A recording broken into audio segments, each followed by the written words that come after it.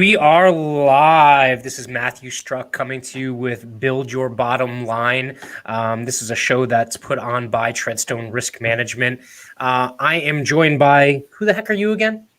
My name is still Alan White, unless the police ask. Yeah. Well, it's good as you're going to have an alibi because we're going live right now.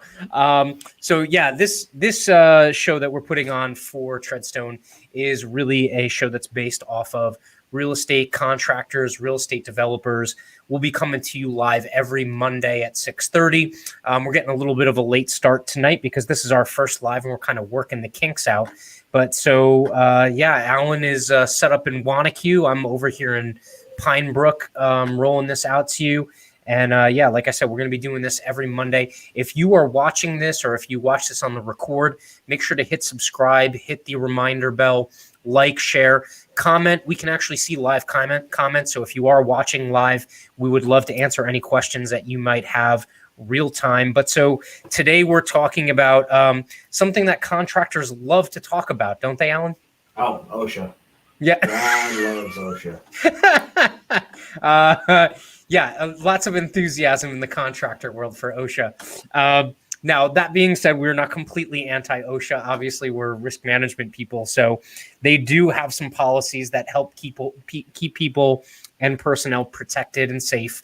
So we got to remember that. So we're going over the top 10 violations for 2020.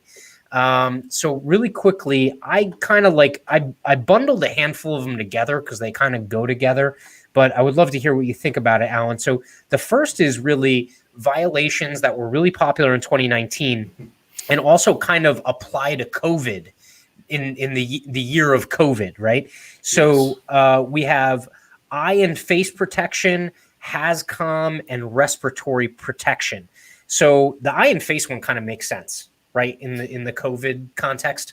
Well, yeah, I mean, it's, the whole water droplet and spread of how it's spread.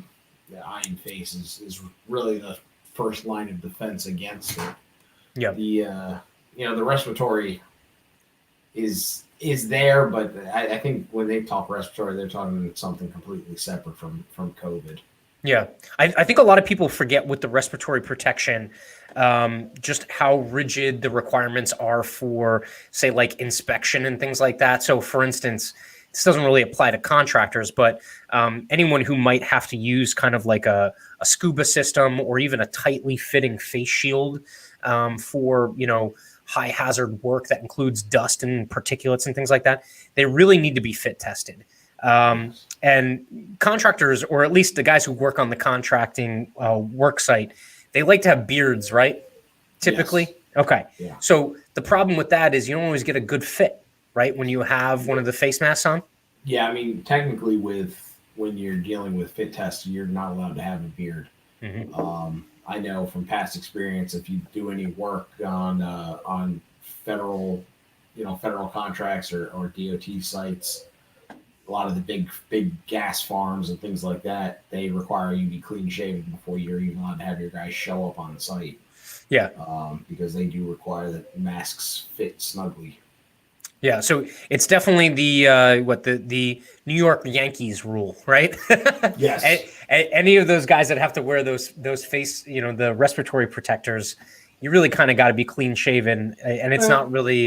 Technically, you have to be shaved wherever the mask makes contact with your face. So, I know guys that had mutton chops and mustaches because the seal went here, so they left hair here, and they left hair here, and they shaved everything else. This is like this reference might miss our audience, but that's like a mom and dad save the planet reference, right? Yeah. With John Lovitz. Yes. Fu Manchu or mutton chops, right? So anyway, so those are like mostly COVID related. The one that's interesting is the HazCom. So HazCom, for anyone who's not familiar with it, is essentially the cataloging of chemicals and other types of material that you might have on the job site or in the premises of location of operations, and kind of how they're labeled and how they're inventoried. And most importantly, that they're labeled and inventoried correctly so that employees know what hazards are associated with them. Did you run into much of that on the construction site? Like, labeling products and things like that? Not so much labeling products, but if when we were working on a lot of the chemical plants and things like that, we had to know what their symbols meant more than what our symbols were. Yeah. I think with COVID, a lot of the increase in risk on that stuff has become the sanitizing stuff. Yes. Right. I forget sanitizers and masks and hand soaps and things like that. Yeah. I should have pulled the statistic, but I know they're up. So calls to like the poison hotlines are up, and people who go for first aid associated with exposure to chemicals is up just in general because of this, because everyone's basically bleaching their brains out around their house. Yeah. But the same applies on the job site. So the one thing I would say with all of these is also, and I don't know if you guys ever ran this. I run this on the public sector side. We would do a job hazard assessment. Have you ever had them do job hazard assessments? Okay. Yeah, there were any good contractor requires that for every job. Yeah, and each. Did you do it by role or did you do it by job? No, it was a daily. It was daily. Didn't matter what job we were on, what site we were on, how long we were going to be there for. We required it for every single job every day. Yeah. I think that's a good one. What also gets missed is if you have standard positions, having that written job hazard assessment, you only really technically have to do it once and then maybe update it if that job role changes, right?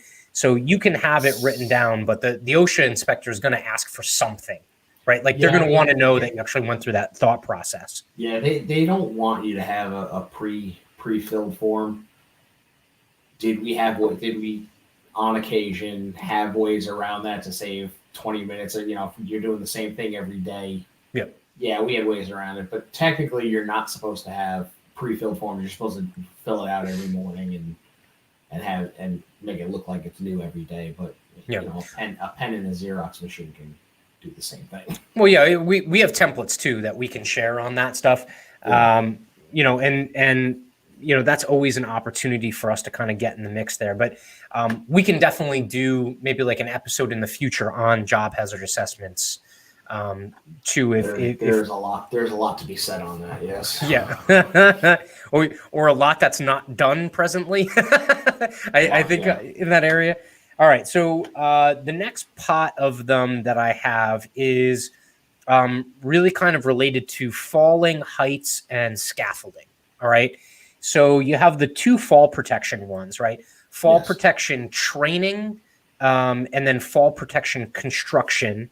You have ladder safety, and then you have scaffolding safety. All right. Yes. I don't even when it comes to these things, it's just like what comes to mind for me is like, just don't be an idiot. Right. That's really what comes to mind for me. But you would think that, but what it usually boils down to is if an OSHA inspector shows up on site, they are going to pick through every little thing you did to set up that scaffolding. Every little thing. If you have a guy in a cherry picker and he's wearing a harness but it's not hooked, you're getting fined. Yeah. If you have scaffolding up and you're missing a pin, you're getting fined. Yeah. I mean, it doesn't matter. It doesn't matter how safe it is. I mean, you could say, 3 of the 4 are pinned. The 4th one's not going anywhere because it's buried 15 feet in the dirt. If there's a hole for a pin and you don't have a pin in it, they will hit you for it. Yeah. And what's also, I didn't even notice this. It's been a while since I read the code. The fall protection, the tie-off requirements, it's like 4 feet, right? Yes. For most jobs, it's like 4 feet. That's like nothing. That's like a step ladder. It's what you'll find, and at least what I found in the past, is while that is a requirement, usually if the inspector shows up and you're on a step ladder and you're on an 8-foot step ladder and you're 5 feet off the ground, they're not expecting you to be tied off to anything. I mean, they're not. They're really more concerned for the guys up in the cherry pickers, the scissor lifts, anything where a guy is really up at a point where if he falls, there's going to be some serious damage. Yeah. Roofers, right? Roofers is a big one. Yeah. They love to bust roofers. Yeah. I mean, they will drive around in the summer. They'll drive around towns just looking for guys doing roofing jobs and just wait for one guy to step on that roof and not hook up. Mm-hmm. Yeah. Now, what's funny is you mentioned the ladders.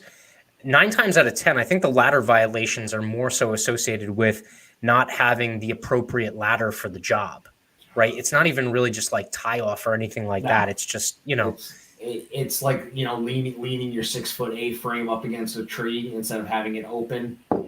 That's not how the manufacturer recommends use the ladder. So you're fined. Yeah. Or using ladders as bridges between scaffolds. Or I wish I had preloaded some video of some of those like gag reels. A lot of them come from like India and overseas, but the other one is, I like to call them the ballerinas, the ones that stand on the very top step of the ladder. That's the other one that really gets you. The scaffolding one's interesting because I haven't had a ton of clients that have had issues with scaffolding. Is it just that the footboards are not secured? Is that usually the issue? No, it can be anything. I mean, there's everything from the way it's set up to what you use as pads on the feet to make sure you're level, to the ladders that go up the side, how you get on and off of it, where you have your safety railings. They will. Scaffolding is one of those ones that they pick apart, because whenever you see like New York City or something like that, when you hear the report of a scaffolding coming down, it's usually a massive mess. It's not like, oh no, we lost a brick and it hit the sidewalk. It's usually cars are crushed, windows are destroyed, because if you don't have them secured, a wind will knock those things over. They're not thick. They're not made of thick steel. Yeah, and I think the other dynamic there is obviously OSHA's worried about worker safety, right? But for us kind of taking a holistic approach, that's also a huge general liability, potential lawsuit, someone walking along the roadway or someone who's an innocent bystander that ends up getting injured or killed. I mean, that's a massive, massive claim. Not to mention the fact that what a lot of people forget about is the PR hit that's associated with those kind of things. Yeah. So look what's happening with the Hard Rock down in Louisiana. I didn't catch that one. What happened down there? The Hard Rock Casino that they were building, and it collapsed and wound up. I think it killed 2 guys, and there were all kinds of. The inspectors weren't doing their jobs. The guys doing the work weren't doing their jobs. You should look it up. It is going to be a year after year after year type of investigation. Oh. Because there's reports of the city inspectors weren't doing their jobs. They were logging into the site but not actually going. Oh, you want to talk about a massive insurance problem going on down there. And Hard Rock is going to pay out. I actually think it's gotten to the point. Don't quote me on this, because I haven't checked it in a while, but I think that it's now gotten to the point where they're just going to have to tear it down and start over. Yeah. So Hard Rock is going to be out millions of dollars. Man, that's well, and the question being, what's the contractor on the hook for, right? Like the contractor's insurance company. I believe the contractor's going to jail. Wouldn't surprise me in a situation like that. There's gonna be a lot of guys going to jail with that one. Yeah, which kind of brings into the discussion kind of like the risk reward of some of this stuff. Like, it might seem trivial, especially if you're someone who's kind of like just turning and burning and trying to turn over jobs. But this stuff isn't trivial because, like you said, like with the scaffolding, or even when it comes to, we'll talk to some of the other ones that are also pretty bad. But like, eye and face protection is like a little one, except for the fact that you could end up with, an individual, an employee that loses their sight or, has a bad facial injury or something. But some of these they go beyond just single injury. They go to like that catastrophic level, which is something that can't be, or should never be de-emphasized, for anyone who's in this business. All right. So the last 3 are kind of like a miscellaneous pile. One of which is lockout, tagout. This is kind of like I don't know if it's overlooked all that often or if it's just it seems counterintuitive almost, but anyone who's worked as a mechanic kind of understands the value of this, right? Like a piece of machinery being not just powered down, but also, basically rendered to the point where it can't be powered up while you're working on it to keep you safe, right? Yes, correct. Yeah, that's like, and it really has to do with, I mean, you kind of have to be consciously aware of this stuff because you're going to have to work up some kind of system with the employees to color code, right? Color code different kind of steps in the process. And I don't think this was mentioned, but lockout tagout also kind of dovetails into release of hazardous energy when it comes to like working on electrical equipment, right? I think electrocutions are something that get overlooked pretty often. Yeah, I mean, most of the time you hear about true electrocutions happening at generating stations and substations. PSED's had a couple of them, and I've had a couple of guys working in a breaker box that their heart stopped because they got electrocuted and they had to be resuscitated at the scene, luckily enough. Yeah. But yeah, that's one of those things where like lockout tagout kind of like it's not the thing that's at the top of most people's minds until it's an issue. Yeah, I mean, what usually happens, and I've seen it happen, so I know what happens is, it gets implemented in the beginning because it's smart, it makes sense, but then, if you're on a job for weeks or months, what winds up happening is you start locking things out, that you're running one or two different shifts. One guy goes home with the key, so now you can't unlock it, so you start getting bolt cutters, and then guys start saying, well, listen, you keep forgetting the key, and that it becomes like you start to trust the guys you're working with. Yeah. But anybody's capable of making a massive mistake, and it only takes one to really cause damage. No, that's a good point. That's like, and it also like it slows up the process for a good reason, right? But that's the other problem is if you like you want to like put your foot on the accelerator, so to speak, to get a job done. Abiding by lockout tagout kind of slows down the process.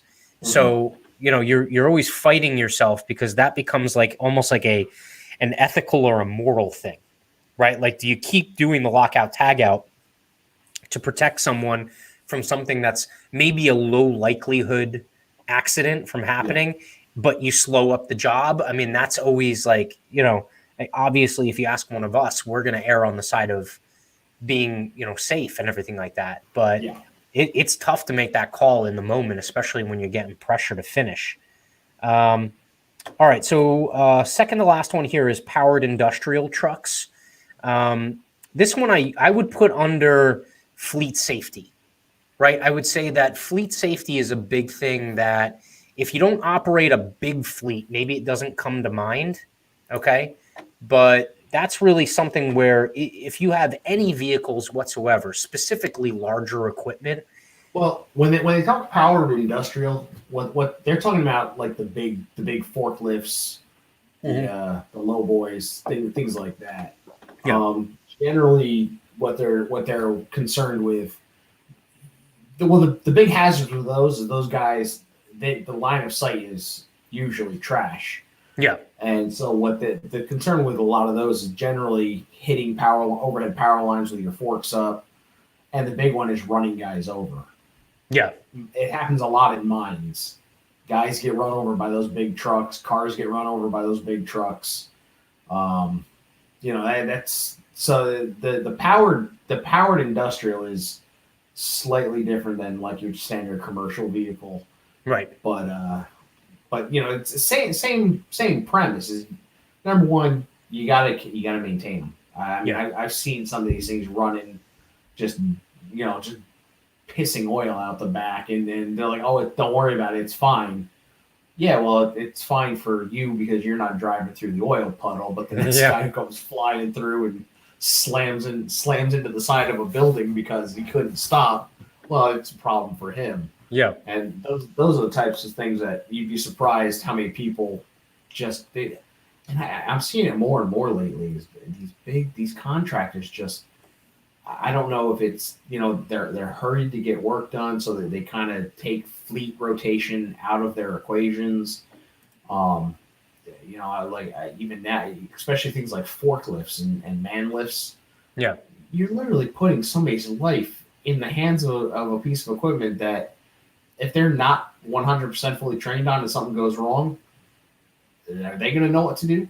Yeah. Most guys don't know what to do if a forklift starts to flip over. Yeah. I mean, that training component is huge, right? Like it's because it's not something that the average Joe off the street uses every single day. Right. Right. So like, I get it. Like construction is dominated by males. Okay. And males think that they can learn on the fly all the time.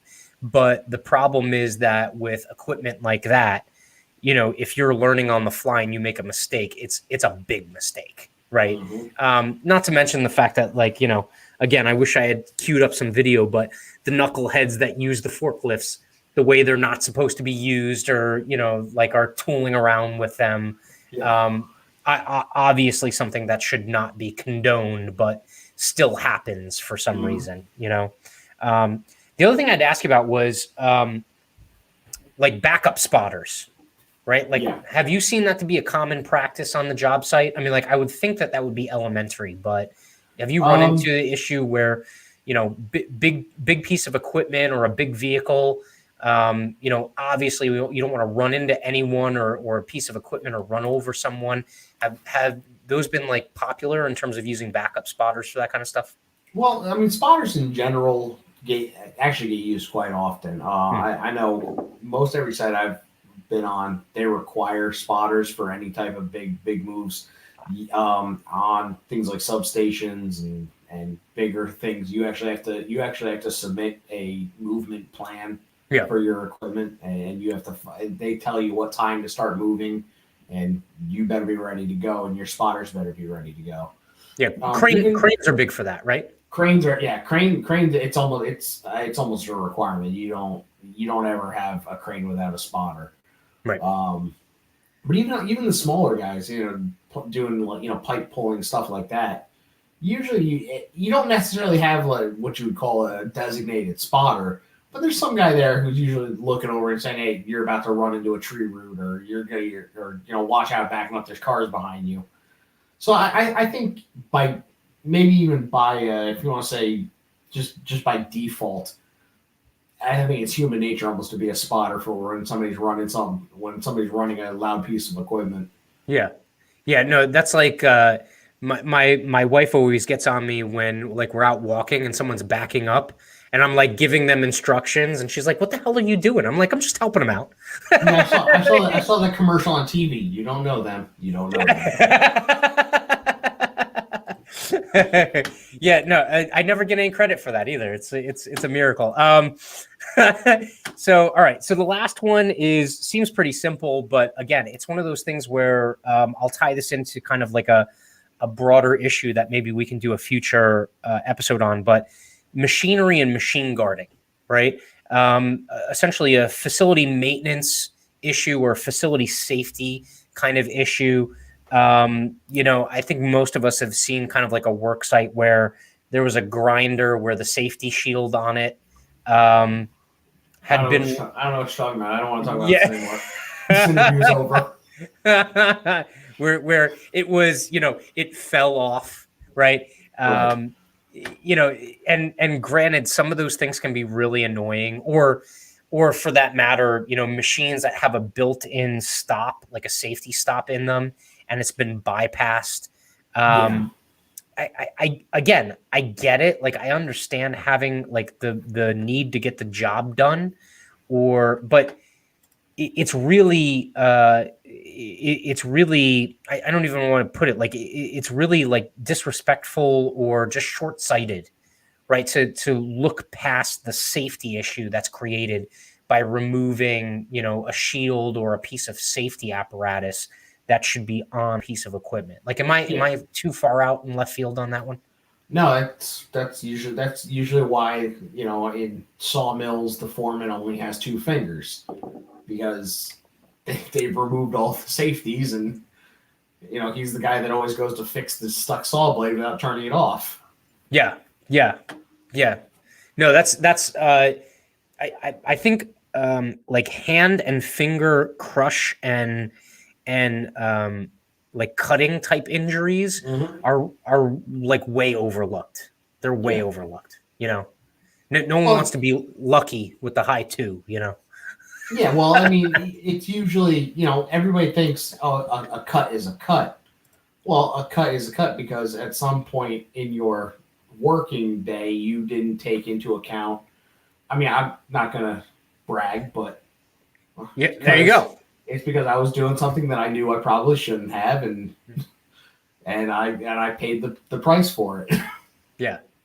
No, that is like, I think, and again, a lot of it seems common sense, but if you don't have someone who's particularly inclined to pay attention to those things on a day-to-day basis, they're going to slip by the wayside until they become a problem, right? Yeah. And one thing that we want to try and do is bring awareness to it so it doesn't become a problem, or you're aware of it before it becomes a problem, so it doesn't end up, you know, nipping you in the ass, so to speak. So, but yeah, so those are the top 10.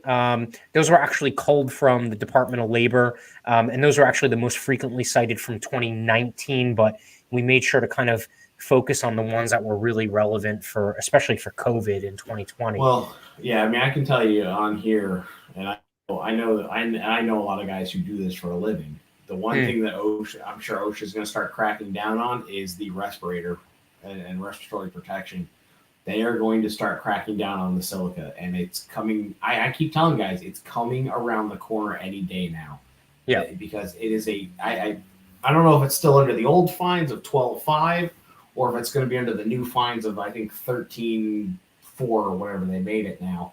Yeah. But when you're talking about guys working on a construction site, cutting concrete or doing concrete work or masonry work, they're going to hit you with fines on a per person basis. So if you have 4 guys standing around cutting block and none of them are wearing respirators, it's going to be 12.5 per person. Yeah.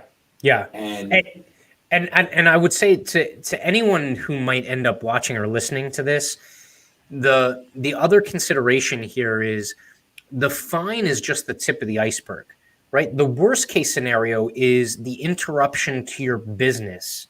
If one of these guys actually gets hurt or multiple of them get hurt, and now you can't run, right? Like that's a huge impact.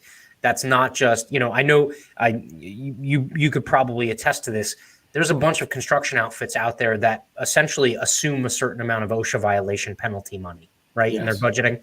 Yeah. But the problem is what they don't assume is the lost days and the lost revenue if those guys who aren't protected by the OSHA standards end up getting hurt and then can't run, right? You know, I think that is a huge misstep there. But I think so. There's a ton that we can unpack here in like future episodes.